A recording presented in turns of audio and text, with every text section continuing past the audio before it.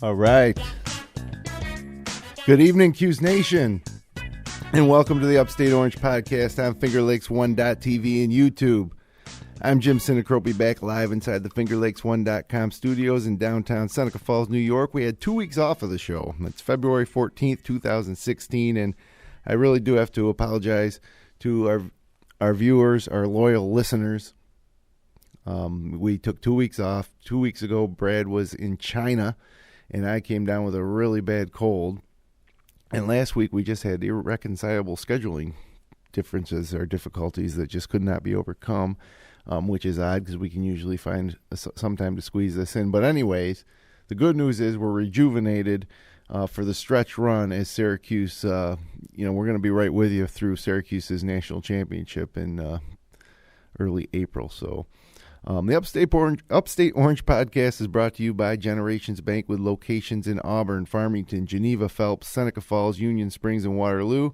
Be sure to check out their mobile banking app or visit them online at mygenbank.com. And we're going to talk about 5 straight wins for the Cuse, including Syracuse's 75-61 victory over Boston College earlier today inside the comfy confines of the Conte Forum. And, Brad, I'm really happy to welcome you back stateside and back to the show.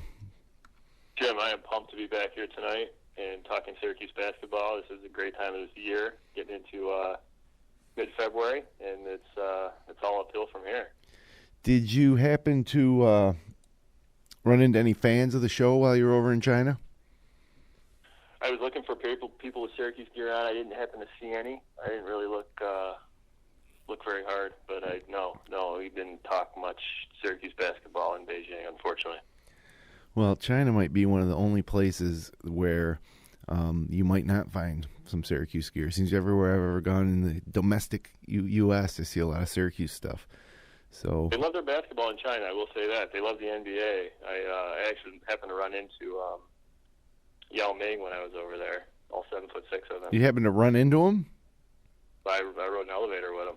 Really? How did that all come down? He just got on the elevator, staying at the same hotel.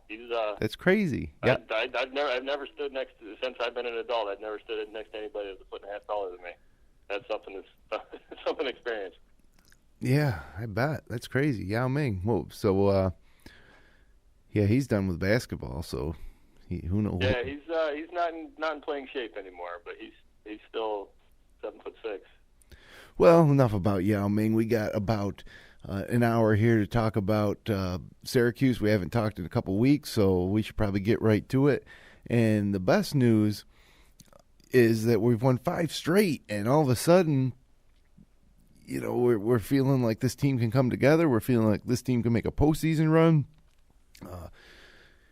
I don't know. How good have we become? I mean, they've beaten a few in this stretch. They've beaten a few decent teams and got a couple good road wins. Actually, just one road win. The rest were at home. And, it just seems like Boeheim's got them together, and they're getting better, and they're peaking at the right time. I mean, what do you think about this streak? Is it a mirage, or is this for real? I think what you just said was important, that they're peaking at the right time. I mean, this team by every measure was terrible a month ago. I mean, they were written off and for dead, and Boeheim comes back, and we were hoping he would be able to light a spark under the team, and he's done exactly that. I think that they mostly what I'm encouraged by is the offense. I mean, the offense has been clicking the last 2 games. I mean, granted today was BC, and that's everybody should be BC, but the way they were clicking on offense, particularly against Florida State, just moving the basketball, really smart passing, really good, sharp ball movement, finding the open man, knocking down shots, open shots, more contested, to the same degree. They weren't forcing things. That's what I'm really impressed by, and what I really see is a difference now that I didn't see a month ago. Yeah, and a lot of it is during that stretch that our 2 freshmen kind of weren't performing as well as they had maybe back in the Bahama days, back in November. But Lydon and Richardson are playing great. We'll talk about that in a second. But, it's funny. I don't usually get into online arguments, like on Facebook or message boards or anything like that. I pretty much, they're losing propositions either way. So, anyways, I'm on Facebook after the Cuse win, and actually it was after the Syracuse win over Florida State. And sure enough, somebody made a post about how Boeheim is back and the Cuse is winning. And sure enough, there were 2 or 3 posts from Boeheim haters, that said, he has nothing to do with it, or he's overrated, needs to play man-to-man. And, what else does the guy, need to do to... He's a legend and an icon, and he still has to deal with this kind of stuff. And this is just another example. Of course, Boeheim is the reason that they've righted the ship and turned it around, because he's a great coach. He wasn't even at practice for those 9 games, and now that he's back, he's got a lot to do with it. So I'm just sick of the Boeheim haters. Yeah, that's hard to accept. I mean, you see what they were doing without him, and now he's back. I mean, he knows his team, and he knows how to get the most out of this team. What can he do to silence the critics? He win another national championship, I guess. That's kind of the only thing that he can do. I mean, get back to second on the all-time win list, apparently, because he's not there. Stupid NCAA. But beyond that, I mean, I think it's just, they're internet trolls and they're, haters, if you want to call them that. But, I mean, I think this team needs to be able to overachieve in a tournament. Yeah, that's Boeheim's kind of team. He loves to overachieve with teams like this. Right. And I think, unfortunately, what's happened the last several years is they've been pretty highly ranked going into the tournament. Not last year, obviously, but going, 2 years ago and prior, they were number 1 in the country and, they're very highly ranked, and they go into the tournament and they fall to a lesser opponent. They lose to an 11-seed Dayton. Those things shouldn't happen. And so I think you need to see the opposite end of that equation, where they go into the tournament as a 6 or a 7 seed and they make a great Sweet 16 run or even a Final Four run as a 6 or a 7 seed. I think when that happens, and Boeheim has done some of his best work, like we've talked about, when the teams aren't the highly ranked team. I think we've got a good opportunity to see that this year. Like, I would love to see them continue to be on the path that they're on, because I think they've got every chance to do that. And this team's got all the pieces. It's just a matter of, can they continue on this run for another month? Yeah, and you can see how they could play with anybody. And because when they were losing there, you could think about a million reasons why, but the main reason is that, the guys you were counting on to put the ball in the basket just weren't doing it. So now you got... But I think they're doing a lot more now to get guys in better positions. I think what you saw earlier in the season was a different Malachi Richardson than you're seeing now, and he's in a lot of ways he's the engine. I mean, he doesn't run point, but as he goes, the team really kind of feeds off of what he can do. I mean, he's lightning in a bottle, man. He can score 10 points in the blink of an eye. In a lot of different ways. Put the ball on the floor and get into the basket, like, that just makes his team that much more adept. Where before they were just shooting threes, and he was the leading culprit of that. And Richardson also, which actually I'm going to kick this over to the next topic of the night, because it's about our dynamic freshman duo, of which Richardson's one half, Tyler Lydon's the other half, and their sidekick Frank Howard. But Richardson's unbelievable. He is a great rebounder. He really helps us rebounding, and he made an unbelievable pass to a wide open Tyler Lydon. I guess it wasn't unbelievable, but it was a skip pass, but it didn't go over the defense. It went through the defense. It was no look, and the Boston College didn't see it coming, and Lydon knocked down a big 3 in the second half of that BC game. I don't know if you remember that play, but it's a pretty good pass for a freshman. And so, anyways, my question to you, Brett. Well, go ahead. No, he's become just more versatile because he's able to put the ball on the floor. I think he's got a lot more confidence in the open floor now than he had at the beginning of the season, where he was just relying on his 3-point shot. And I think his 3-point shot's been better now because they fear him putting the ball on the floor and getting to the basket. True, yeah, and he can shoot off the pass, off the dribble. But my question to you about Richardson and Tyler Lydon is this the best freshman 1-2 that we've had since Carmelo and GMAC?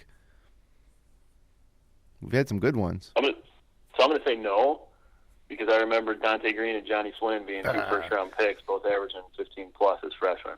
Yeah, but that is the ultimate mirage. Right now, would you take? Well, I don't know. That's a good question. Would you take if you could have right now Dante Green and Johnny Flynn to sub in for Lydon and Richardson for this team? Would you do that?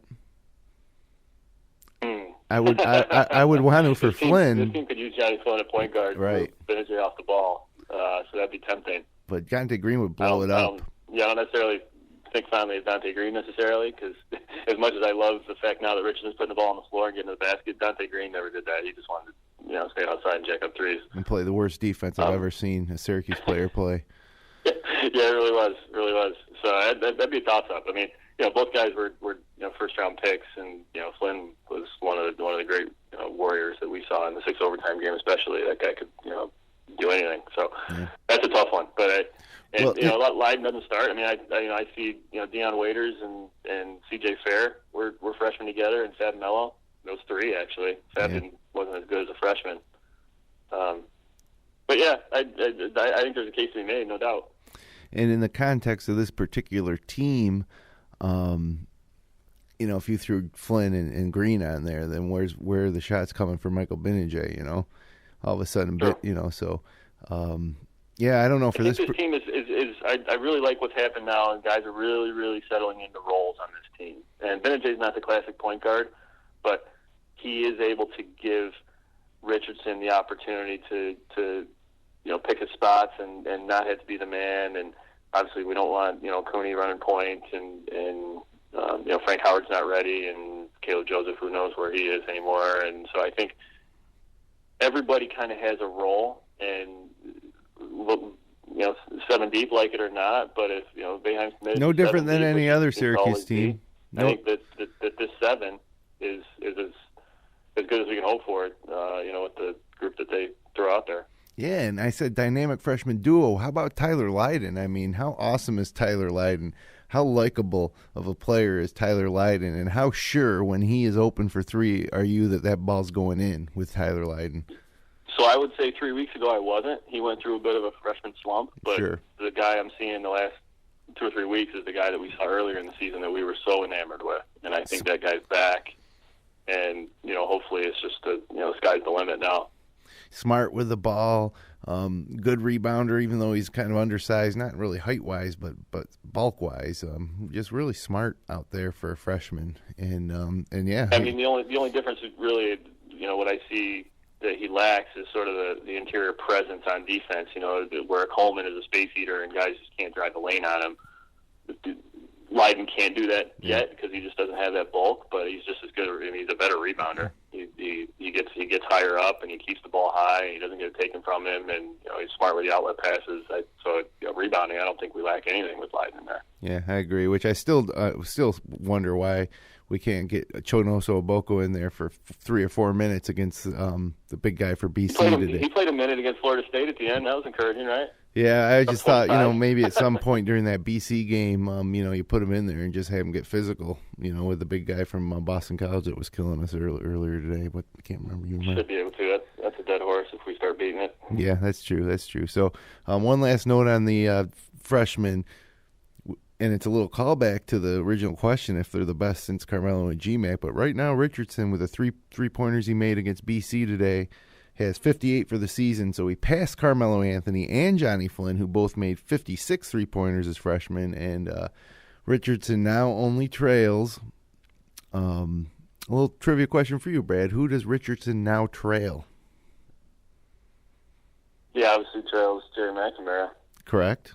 That's one. McNamara had 85. He's not the number one all-time single-season three-pointer, though, shooter. I would guess Dante Green just because all he did was jack up threes. Yep, that's correct. Dante Green had 90, so another reason to root for Richardson, although I don't know. Crazy. The guy was 6'9". Yeah. So Richardson would need 32 to catch Dante Green, and they got 5. Honestly, I hope it doesn't happen, because if it does, that means he's shooting too many threes. Yeah, or it means Syracuse made a deep run in the NCAA tournament. Well, there's that, but yeah, I think I feel much more comfortable when he's putting the ball in the rack and going to the rim, and then he's making 2 or 3 threes a game, and when we really need him, he's making more. Yeah, that's a lot of games that I don't think they've got left, even if they do make their deep run. Yep. So, well, speaking of freshmen, how about Frank Howard? This guy's starting to like, he's a dynamic passer. He's exciting to watch. If he just wouldn't shoot the ball, he seems to want to force up some shots. I feel really good about Frank Howard as being like a superstar, not this year, but, into the future, just an absolute superstar at the point for us. Yeah, he's got a little bit of Carter Williams in him early. I mean, he's kind of long and lean and a little bit loose with the ball, but he likes to throw, some challenging passes that, have some high degree of difficulty and they get through. And yeah, he's aggressive. He takes the ball to the rim. I'd love to see that. Sometimes it's ill-advised, but he's a freshman and he'll learn. I think we all feel better about Frank Howard now than we do about Caleb Joseph, unfortunately. But, Frank Howard's the point guard next year, whether you like it or not. I mean, he's the guy, so it's encouraging to see him get quality minutes and be productive with them. Yeah, and his role going forward into March is going to be there's going to be a couple games through the ACC tournament and into the NCAA tournament where he's going to be called upon to play extended minutes for extended stretches, and he can be how he plays in that stretch can be the difference between a win and a loss. I don't feel nervous when he's in the game. I don't feel like it's a turnover waiting to happen. I don't feel like he detracts too much. I think you're going to get 4 or 5 minutes at most from him when he's out there, and I think he's in those 4 or 5 minutes he's going to do 3 or 4 really good things, and he's going to do 1 or 2 kind of stupid things, and you take that as it is, and but you realize when he's in there, that means that Benajay or Cooney's getting a much needed rest because those guys don't get enough rest during the game, and that's a good thing. Yeah. So good to see Howard getting worked into that rotation continually, and I tell you, it must be really, really embarrassing to be a Boston College fan and either watch the game on TV or go to one of the few people that actually went to the game. And just see the crowd be a home crowd for Syracuse. I mean, there was definitely more Syracuse fans than Boston College fans in the Conte Forum earlier today. And it's terrible. It's part of it, I think, is a reflection on how well Syracuse does, especially anywhere around the Northeast. Actually, pretty much anywhere they go. If there's tickets available, there'll be a sizable contingent of Syracuse fans. But in contrast, Boston College basketball is just as irrelevant, to the people of Boston and America in the rest of the ACC, as it ever was. And it's hard to really understand. They've had some really great players in recent history too. Chris Dudley, Craig Smith, Troy Bell, going way back to Michael Adams and company. But they got no fan base. It's kind of. I'll tell you a funny story about today's game, and I'm watching it with my 12-year-old son, and they made some reference to the great rivalry between Syracuse and Boston College. Oh my! And I joked about how it's not having been much of a rivalry lately since Michael Adams hit that fall out of bounds shot. He said, "Was it ever a rivalry?" Yeah. Has Boston College ever been good? Like in his lifetime, Boston College has always been the worst of the worst. Sure. I said, yeah, there was a day where these guys were good. Those were great games back in the 80s. Michael Adams, Pearl hit a half-court shot against Boston College to win the game. And, even in the 90s, and they showed some montage of, old BC guys on a wall somewhere, and it showed Billy Curley. I said, yeah, that was a great game. They beat Carolina, #1 seed. And, they've done some good things. But, man, that's ancient history for these guys. Yeah, and I'll tell you, Syracuse made the half-court shot against Boston College. Michael Adams made the shot in the Boston Garden against Syracuse with Andre Hawkins in his grill. Or maybe actually later in that game, Andre Hawkins drew what was an obvious charge, and the ref didn't call it. And they called it on Hawkins as a block, and Adams went to the line and won the game, that same game, I believe. Yep. So, but, yeah, it's I wish that Providence or Seton Hall or St. John's, pretty much any other old Big East school I wish was in the ACC with us than Boston College. Now, granted, they do bring a little bit to the table football-wise. They seem to have a moderate football fan base, but basketball. That's still a fun rivalry in football. That's at least a competitive game, and that's one that a Syracuse fan can get up for. But I don't see how a Syracuse fan gets up for the DC basketball game ever anymore. Yeah, not at all. Just a game on the schedule. So, well, it's nice to dispose of them today. They put up a good fight until we overpowered them with our tremendous team play and three-point shooting and zone defense. But time to take a look at the old NCAA tournament resume. Syracuse checking in now at 18-8, 8-5 in the ACC. Their RPI is at 37. And run through the quality wins real quick. St. Bonaventure at home, 33 RPI rating. UConn's at 44 in the RPI. We beat them in the Bahamas, along with Texas A&M, 24 RPI. We won at Duke at 17 in the RPI. I'm not even sure if that is after the Virginia win. I think that must count the Virginia win where Duke was afforded another massive stroke of good luck by being allowed to travel and then make a shot. Notre Dame, 16 in the RPI. That's a better win than people realize, and we didn't get much credit for it because Jackson there for Notre Dame was that out. was stroke of good luck, I think, in that game. Yeah, but we killed they played him. a great offensive game, but I think that would have been a different test with him in the game. And Florida Notre Dame had nothing without him. Florida State, 45 RPI. That was a borderline quality win. Bad losses, really the only bad loss was the St. John's game. Just that was terrible. But you realize that St. John's still has not won a game since that day. Yeah, one game. Yeah, they came close against somebody in the conference. Maybe it was a better team in the Big East. Villanova. They almost beat Marquette, maybe. No, they played Villanova tight this weekend. They lost to 10 by Villanova. I mean, Villanova's number one in the country. You lose by 10 on their court. I guess that's good. Other losses, we lost at home in overtime to Wisconsin. We lost at Georgetown badly. We lost at Pitt, at Miami, and we lost at home to Clemson in OT. So 2 overtime losses. Then we lost at home to UNC. So do have 8 losses. But 2 weeks ago, we sat here and we said Syracuse needed to win 7 of their next 10 to be safe. For the end, heading into the ACC tournament, because that would put them at 20-11. So, hey, guess what? We won 5 in a row since then. So now we just need 2 of the next 5 to get that magical number 20 heading into the ACC tournament. And obviously, Brad, this year, especially if Syracuse wins 20, given what the NCAA said about taking into account Boeheim's absence during that stretch where they lost a lot of those games, and given how watered down the whole country is, 20 wins should get us in. 20 wins should get us a 5 seed, right? I don't know about a 5 seed, but it definitely gets you a top 8 seed. Right now they're, you look at bracketology, they're one of the last 4 in, which I don't get it. 11 or 12 seed, but I think if they got 5 regular season games left plus the ACC tournament, so that's 6 to 8 more games. If they can get to 23 wins, and that gets them a 5 seed, I would say. They've got a couple winnable games. A couple of games that I think they absolutely have to get to be a top 5 or 6 seed. They've got to beat Pitt at home. They've got to beat NC State at home. I think they've got to win that Florida State game down there. You can afford to lose on the road to Carolina and Louisville, and it shouldn't hurt them too bad. They should definitely need to win a first-round game in the ACC tournament, which they've never done yet.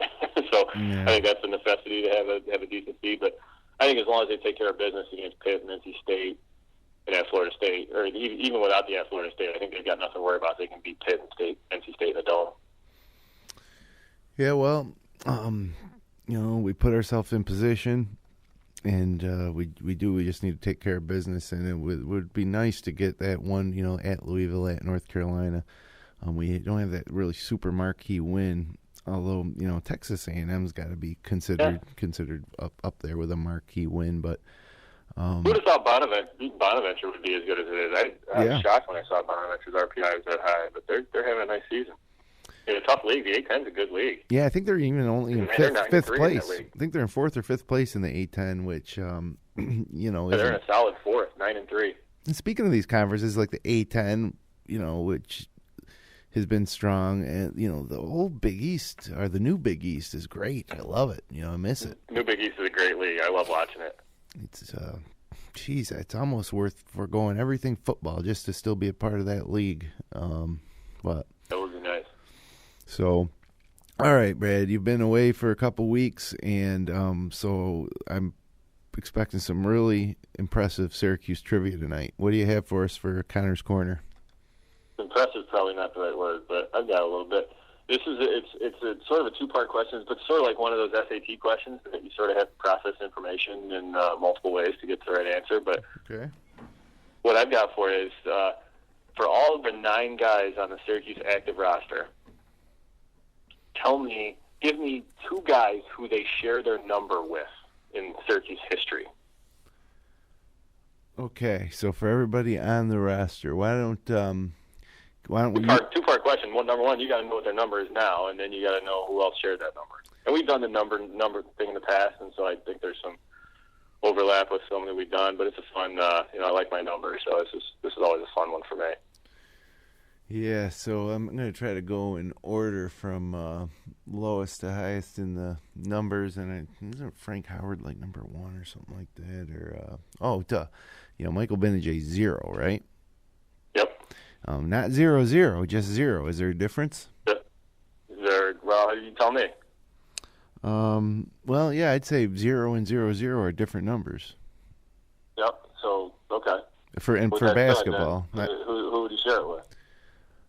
I almost gotta say nobody. Rick Jackson was 0-0, but I don't know if there's ever been another 0 that I can remember.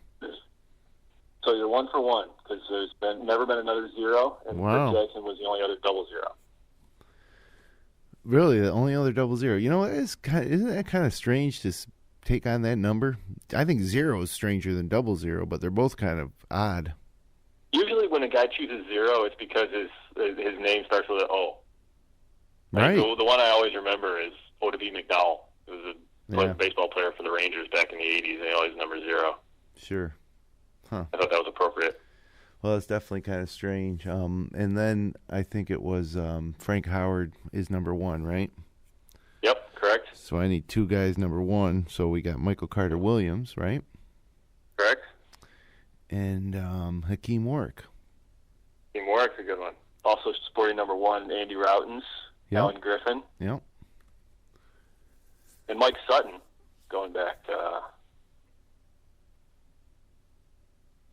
year or 2 on the walk-on slate. So I don't know any of the walk-ons numbers. Are we just doing the major players on the roster? Or just no. So just the scholarship guys. All right. What else is there? Cooney's 10. Cooney's 10. Is that the next number up? Maybe.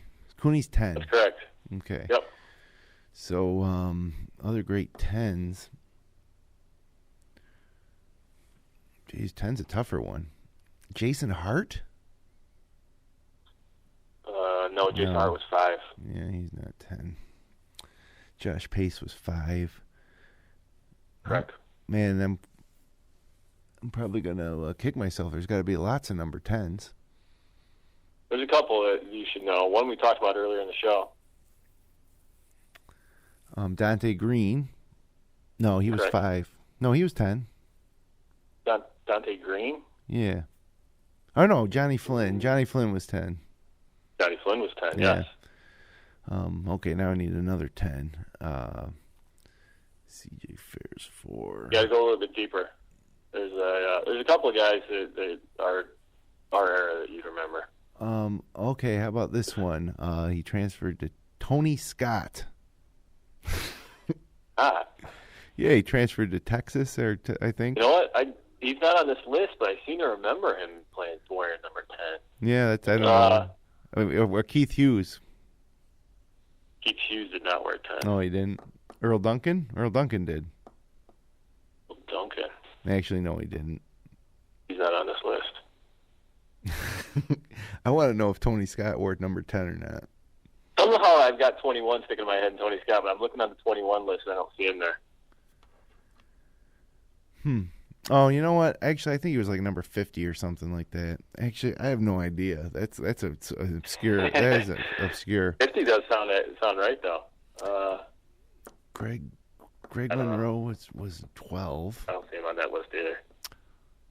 Andre Hawkins was 53. I'm going about it wrong. I just nobody's popping into my head for 10. So, what about Sean Cairns? He's a point guard on a Final Four team. I'll tell you that.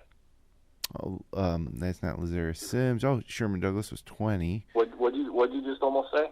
I said Lazarus Sims. I thought he was. Lazarus Sims were 10. Okay, there you go. Well, I that was a good hint because it was either Sherman Douglas, I gave it away. Michael Carter Williams. A couple out of Gene Waldron wore 10.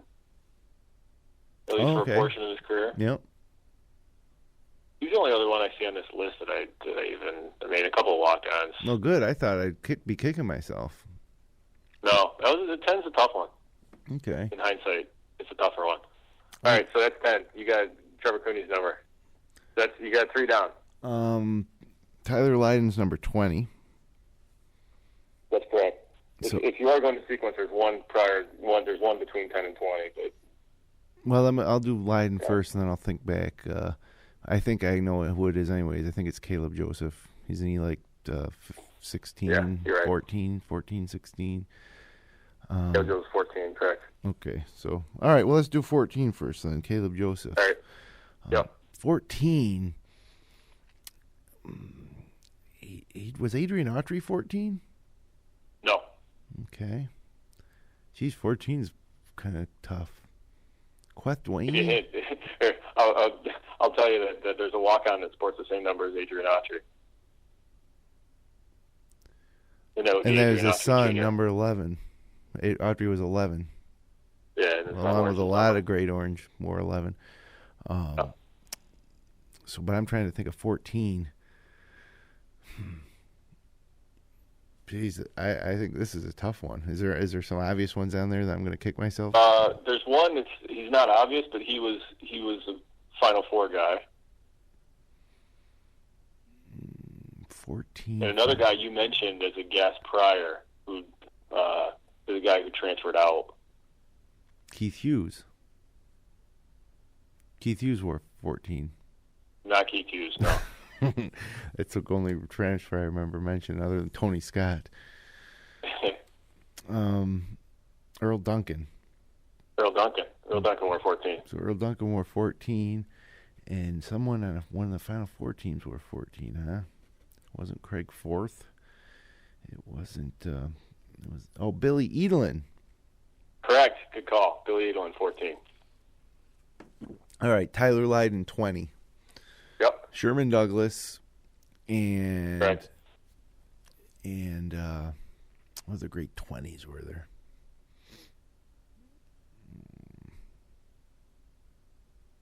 There's really only one other that you could ever possibly get. Really? He's a recent guy that you should get. A recent guy that I should get. Relatively recent guy. Yeah. Number 20. Recent number 20s in the 2000s. Probably not recent in the past 4 or 5 years. Although we're probably going back. He finished up, I think, 3 years ago. Sean, that guy that played for us that was from South Carolina, Sean Jones? No, that was a while ago. No. Wait, didn't he wear 20? No. Okay. This guy was a Final Four guy. Oh, that's right. You mentioned that. So it wasn't Williams. It wasn't Dion Waiters. It was, geez, I'm having trouble thinking. Remember who was on that team? But I said he was recent, so that leaves one recent Final Four. Yeah, oh yeah, I know the Final Four you're thinking of. I remember it well. Brandon Trish. Correct, Brandon Trish. Okay. Brandon Trish and Sherman Douglas are really the only other 20s of any That's a great number. All, really. That's a great number, though, right? Yeah, that's surprising. Yeah. Yeah. A lot of guys have worn it, but the guys that have, Well, if Lydon can get well up in there to Brandon Trish and Sherman Douglas territory, I'd be happy. I think he'll land somewhere in between, higher than Trish in terms of how he'll be remembered. Yeah, I mean, I think he'll be an NBA guy, and Trish never played in the NBA. Okay, so there's 20. Tyler Roberson's 21. Tyler Roberson's 21. Lawrence Moulton was 21. Right? Lawrence Moulton was 21, correct. Okay. Yeah, So, there's a lot of relevant 21s. I mean, not a lot, but there's 4 or 5 that you should get. Well, I got him.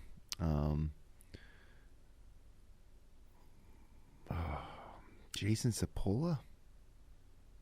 No. Glenn Secunda. No, incorrect. 21. My brain doesn't work right for this question. I just keep waiting for somebody to pop in my head. I can't go systematically. 21. Got to visualize guys wearing that number. Yeah. One way to do it. That's why I come up with guys like Glenn Secunda. It's wrong. I give you a hint that gives it away. Oh, Rinze Onuaku? Did he wear 21? Correct. Yeah, okay, good. That's a good call. Makes me feel Onuaku, good. 21. Here's a couple others. Mookie Jones wore 21. Oh, I should have known my friend Mookie. Deshaun Williams, who we all remember fondly, he wore 21. Yeah, I knew that. Matt Rowe wore 21 before he also moved to 3. So ironically, he and Mookie Jones both started at 21 and moved to 3. And didn't finish their careers at Syracuse. And neither finished their career at Syracuse. Who knew how much Matt Rowe and Mookie Jones had in common? And then Eric Williams was another guy that wore 21. He transferred out. Yeah. So yeah, that was a deeper list, but that was good. Okay. That's 21. You got 5 down. 23 is Richardson. You got 3 left. 23 is Richardson. And that Devendorf wore 23, right? Correct. 23.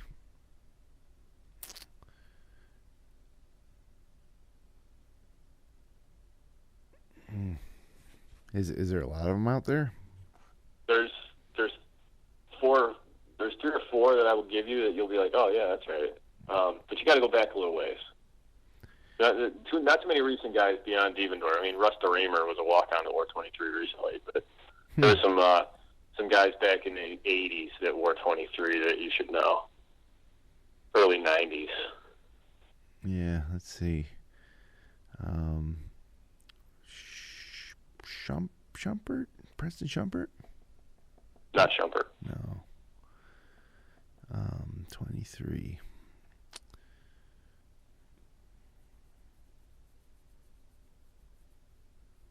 Yeah, I'm having trouble thinking of any 23s.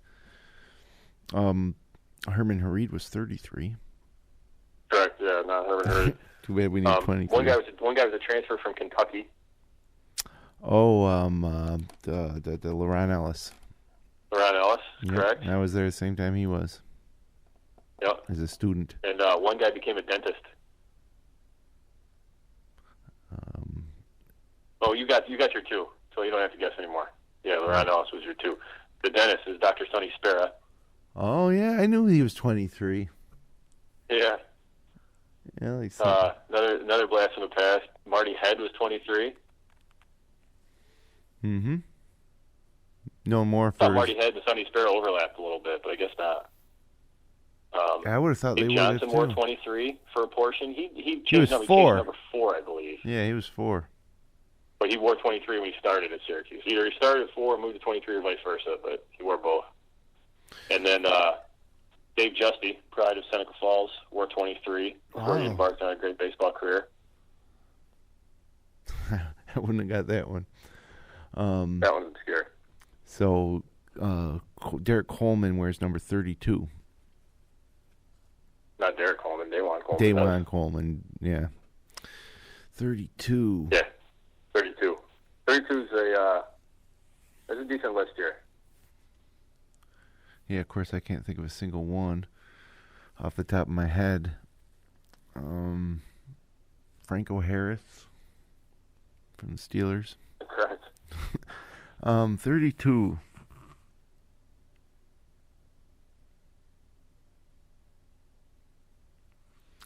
Yeah, I'm drawing a total blank. One's a recent guy who was on the recent Final Four team. Another guy was on a long ago Final Four team. A couple guys in between. 32. One of our favorite Syracuse players of all time wore 32. Wow. So I'm going back. He's now a coach.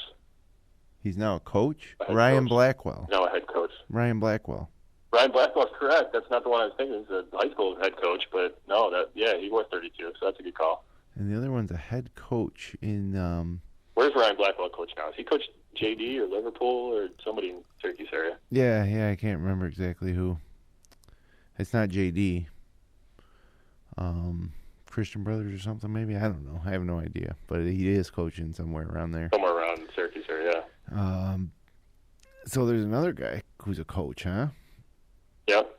He's a Division I coach. No, not. I don't know if he's Division I. No, he's not. But he's Stevie Thompson. Correct. I knew when I stumbled on whether he was Division I, that gave it away. That was a bad job by me. Stevie Thompson, one of our favorite Syracuse Orange ever. Yeah, I mean that's the thing with this question. Like I know he wears 32. I just can't get that name to pop in my head. I'm trying to go through so many guys at once, I guess. But so what do we got? One more. Chris Joseph was a 32. Mm-hmm. J.B. Reef-Snyder, who I know you have a soft spot for. Yeah, my good friend J.B. Reef-Snyder. That's right. He was from Cincinnati. Yeah. I knew somebody who went to high school with him. George Papadakis wore 32 before he transferred to Michigan State. Mm-hmm. Marty Burns from late 70s, early 80s time frame wore 32. Good scorer. Rest of these guys you've never heard of, but that's a pretty good list. Yeah, that about covers us. We got the whole roster? No, what about Chinoso Oboko? What number is he? Oboko, you're right. What's his number? You don't see enough of him to know. 45. Incorrect. Oh, man. I really thought he was 45. Now I don't know.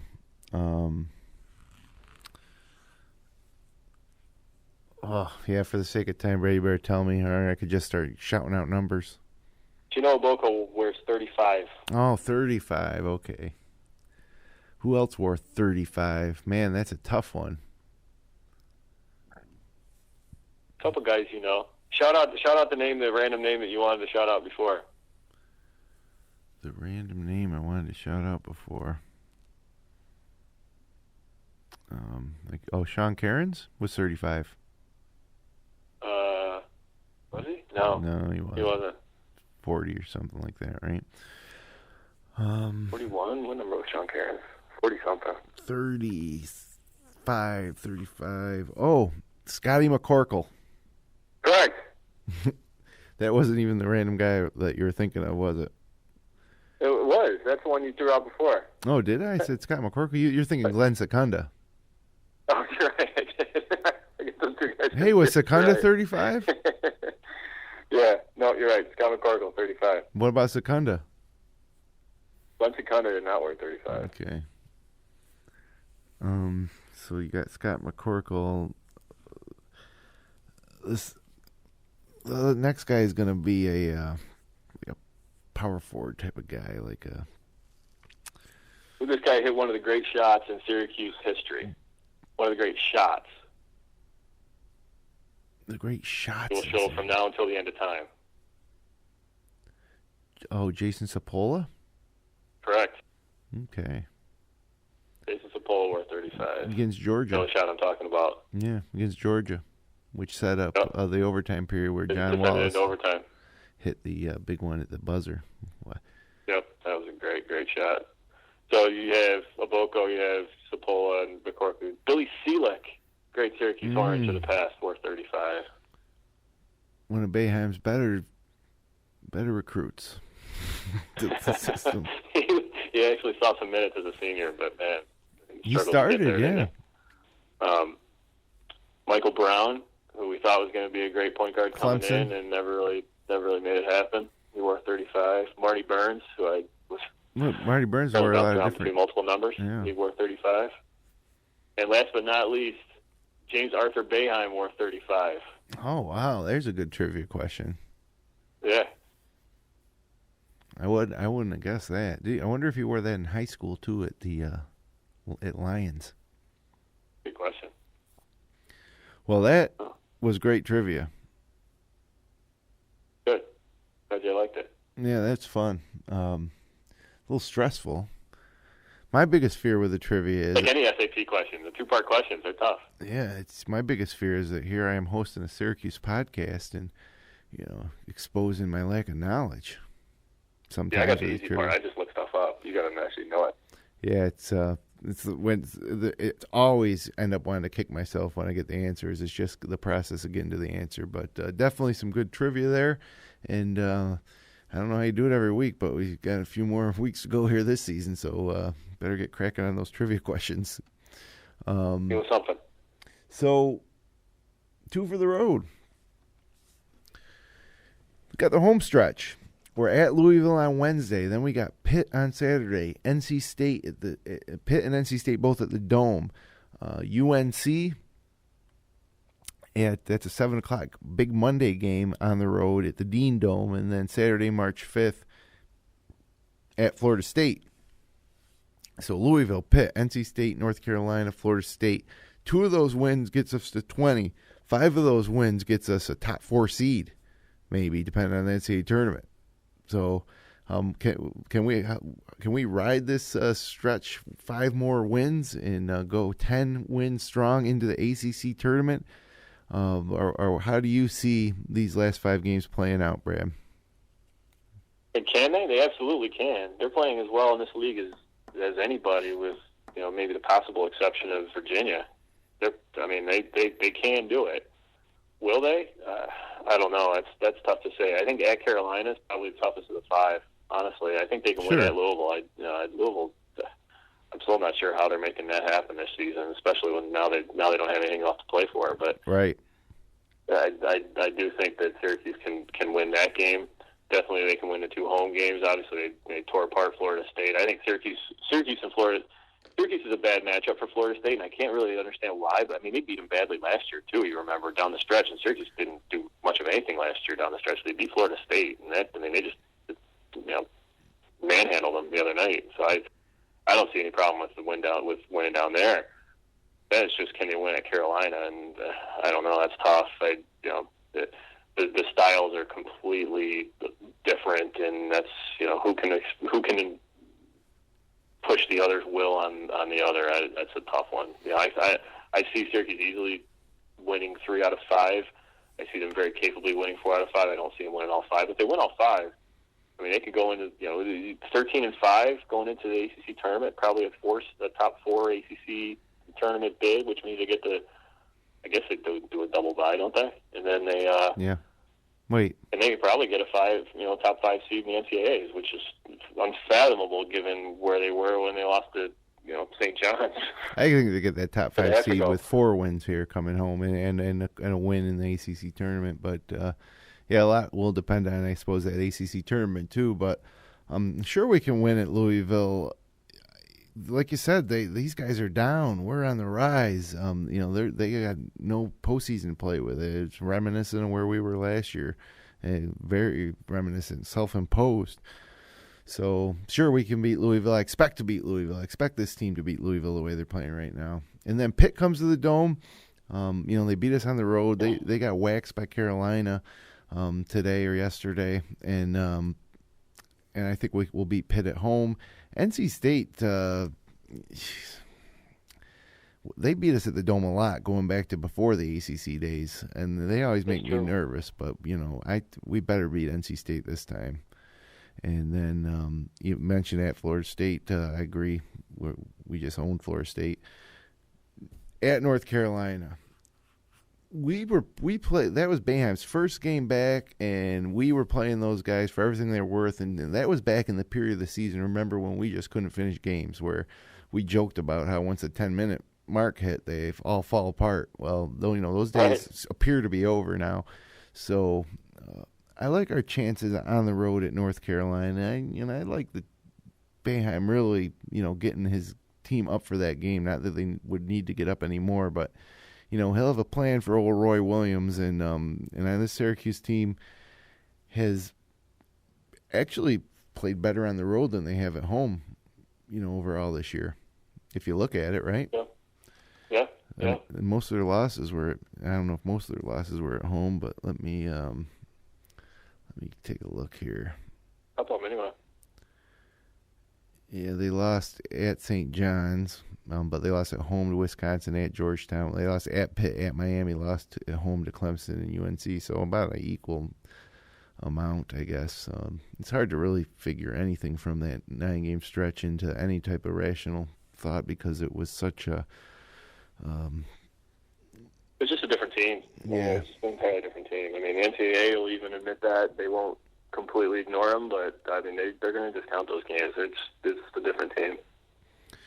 Yeah, so yeah, they could win all 5 games right now. I'm sky's the limit for these guys.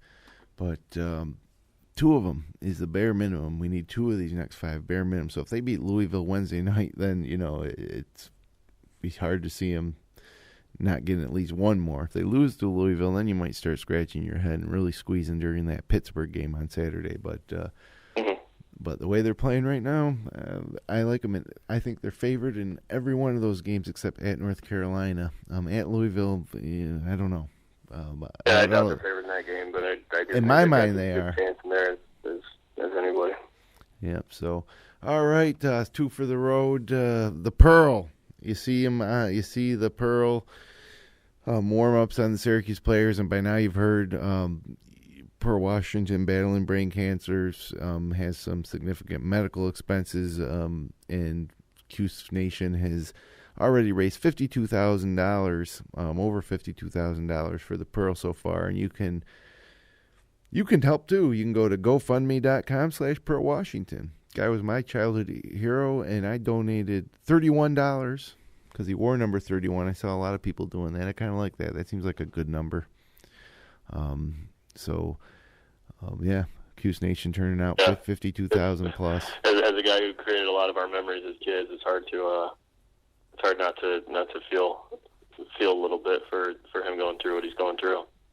Yeah, and it makes us question our own mortality a little bit. There was when your childhood hero is in that type of state, but yeah, a guy like that seems immortal when you're 10 years old. Yeah, that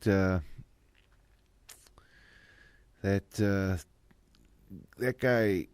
We could have another conversation about who the most important player in the history of Syracuse basketball was. You could argue it was Jim Boeheim. Even though he went on to most of his accomplishments as a coach, because he was a player there, he ended up as the coach. You could say Dave Bing. Jim Boeheim will say Dave Bing. Some might say Carmelo Anthony because he won him the title. But I think I could make a great case for Pearl Washington coming into the league. A young Big East, just when ESPN was starting to put games on during the week on Monday nights, and he was known from coast to coast. And of course, you'll remember Syracuse getting a lot of West Coast recruits like Mike Hopkins, who, by the way, is still around, and part of the program. Part of that's because the Pearl brought national you don't attention. Recruit California without the Pearl Washington. Right. You just don't. And he had this iconic status to him, legendary playground player. But, when it was all said and done, and I still bothers me a little bit, the Pearl didn't really bring much in terms of postseason accolades to Syracuse other than the Big East tournament, which was basically as big as, for the teams in the Big East, that was just about as big as the Final Four back then, those Big East tournaments. But, Pearl lost his sophomore year to Mark Price and Georgia Tech, and that was heartbreaking, but I was so sure, the Pearl had to bring Syracuse to a Final Four. And then just second round shock in the Dome to Navy, and then he goes pro, and that's it. David Robinson's Navy team. And then the very next year, they go to the Final Four with Sherm Douglas. So you never know, but yeah. I mean, the Bleeding Orange Coach Boeheim admits that Pearl was probably his most important recruit, and I don't doubt that for a second, because he put this program on the map in the '80s, and they needed to fill the Carrier Dome and needed to show the country that 30,000 strong, the excitement, and what the Big East was about, and he did, boy. And the Madison Square Garden was his playground, his show, and the Big East tournaments, and we'll never forget those. Let's not talk about him like he's gone. Let's get over there to GoFundMe. He's a great ambassador for the program still to this day. Yep, GoFundMe.com/Pearl Washington. It's easy to remember, and anybody that's ever used GoFundMe, it's very simple. You take 3 minutes. Take 3 minutes. So, Brad, we've done it. First show in 2 weeks, and again, apology to all you folks that listen every week. I know how it is. I listen to a lot of podcasts different times of the year, but like for instance, I like I mow the lawn. It takes me about an hour and a half, and so I got a couple podcasts I listen to, and when I go to check for them when I'm mowing the lawn in the summer, and they're not there, I get a little upset. So, for those of you that listen and watch religiously every week, the Upstate Orange podcast, I apologize for doing that to you 2 weeks in a row, but we're going to ride straight out here through March, through the ACC tournament, which I'm not excited about at all, into the NCAA tournament, which I'm extremely excited about, and see how far we can ride this thing. So we'll be here next week, Brad. Thanks for sitting in. Glad to be here. Excited to ride out for the rest of the season. So thanks, everybody, for joining us on the Upstate Orange podcast. You will be back again next Sunday with another edition. You can subscribe to our feed on iTunes, on Stitcher.com, on YouTube, or via RSS. We're online at fingerlakes1.tv/Upstate Orange. So for the professor, Brad Connor, I'm Jim Sinacropi. Have a great week. Beat Louisville, beat Pitt, and let's go Orange.